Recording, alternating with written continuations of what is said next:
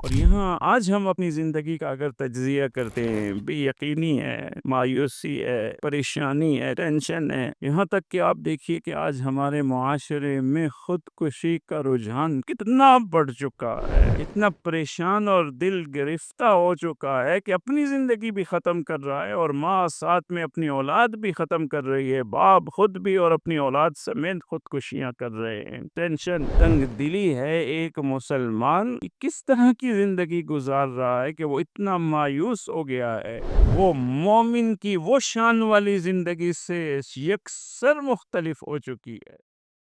مگر کیا بات ہے کہ آج ہمارا معاشرہ اور آج ہماری زندگی وہ مومن کی وہ شان والی زندگی سے یکسر مختلف ہو چکی ہے۔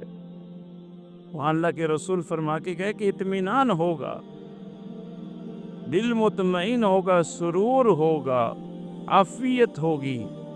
اور یہاں آج ہم اپنی زندگی کا اگر تجزیہ کرتے ہیں، بے یقینی ہے، مایوسی ہے، پریشانی ہے، ٹینشن ہے،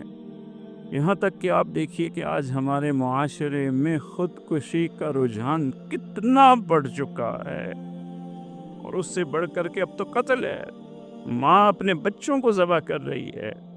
باپ اپنے بچوں کے ساتھ سمندر میں چھلانگ لگا رہا ہے۔ یہ کیسی مایوسی ہے، یہ کیسے ہم پریشان ہیں، یہ کیسی تنگ دلی ہے ایک مسلمان، یہ کس طرح کی زندگی گزار رہا ہے کہ وہ اتنا مایوس ہو گیا ہے، اتنا پریشان اور دل گرفتہ ہو چکا ہے کہ اپنی زندگی بھی ختم کر رہا ہے اور ماں ساتھ میں اپنی اولاد بھی ختم کر رہی ہے، باپ خود بھی اور اپنی اولاد سمیت خودکشیاں کر رہے ہیں۔ ٹینشن، پریشانیاں، لڑائی جھگڑے،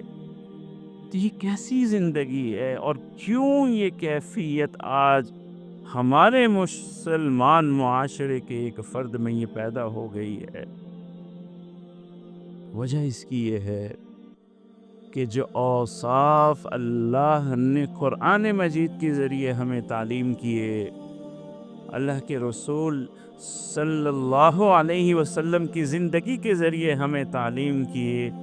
ان اوصاف سے ہم آج دور ہو گئے، جس کا نتیجہ یہ نکلا کہ ہماری زندگی سے سکون، اطمینان اور ٹھہراؤ نکل گیا۔